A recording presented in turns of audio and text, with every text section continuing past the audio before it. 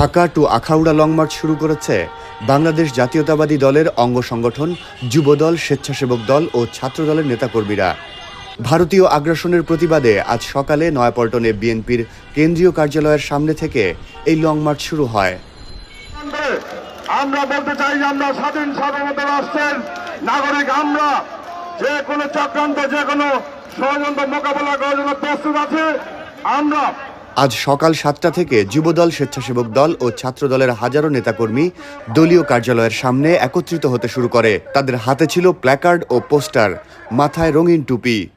Long March শুরুর আগে যুবদল, স্বেচ্ছাসেবক দল ও ছাত্রদলের নেতারা নয়াপল্টনে সংক্ষিপ্ত সমাবেশ করেছেন। ভারত বয়কটের ডাক দিয়ে নানা স্লোগান দিতে দিতে যুবদল, স্বেচ্ছাসেবক দল ও ছাত্রদলের নেতাকর্মীরা সেখানে উপস্থিত হন।